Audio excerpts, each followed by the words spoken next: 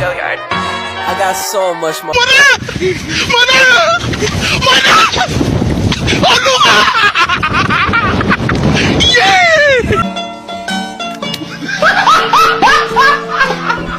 Are you ready, kids? Aye, aye, Captain! I can't hear you. Aye, aye, Captain! Oh!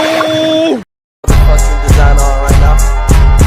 Break it down, bring it back, make it clap. I got 3 old thoughts, new block, wear that thing. Bitches on my line, and you know Kami dari kelompok 6 akan menjelaskan tentang materi pasar sekuritas. Sebelumnya, nama saya Suci Asmarani, NIM 2105020061. Baik, saya akan menjelaskan apa itu sekuritas. Menurut Kamus Besar Bahasa Indonesia, sekuritas adalah bukti utang atau bukti pernyataan modal, contohnya saham, obligasi, wesel, sertifikat, dan deposito.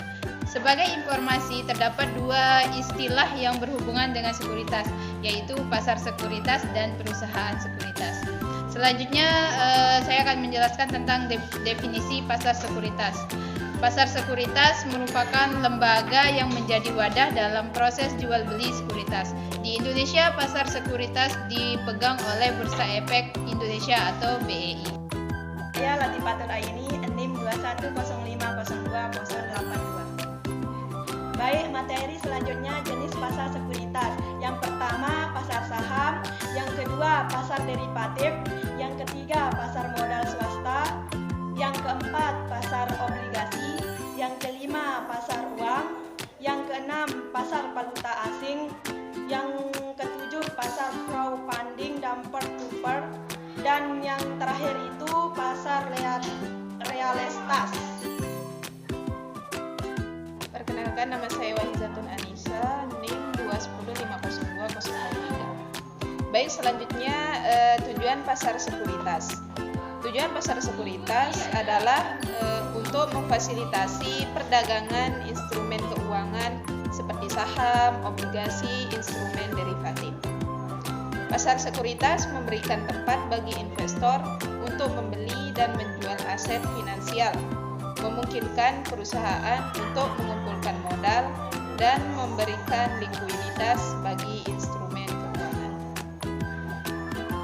Selain itu, pasar sekuritas juga membantu menentukan harga aset berdasarkan penawaran dan permintaan, serta memberikan informasi kepada pelaku pasar mengenai kinerja perusahaan dan ekonomi secara keseluruhan.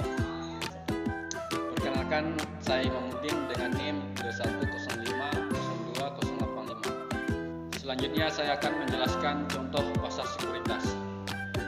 Yang pertama ada Bursa Efek. Contohnya adalah Bursa Efek New York yang ada di Amerika Serikat dan Bursa Efek Tokyo di Jepang. Kemudian yang kedua ada pasar OTC. Di sini saham dan obligasi diperdagangkan langsung antara pihak-pihak tanpa melalui bursa, seperti saham perusahaan swasta. Kemudian yang ketiga ada pasar derivatif. Ini termasuk perdagangan opsi, futures, dan kontrak berjangka yang nilainya didasarkan pada aset dasar seperti saham atau komoditas. Dan kemudian yang keempat ada pasar valuta asing atau forex.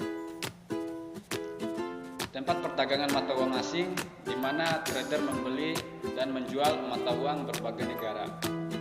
Kemudian yang terakhir yang kelima ada pasar komoditas. Di sini komoditas fisik seperti minyak, emas, dan gandum diperdagangkan, seperti kontrak berjangka dan opsi komoditas.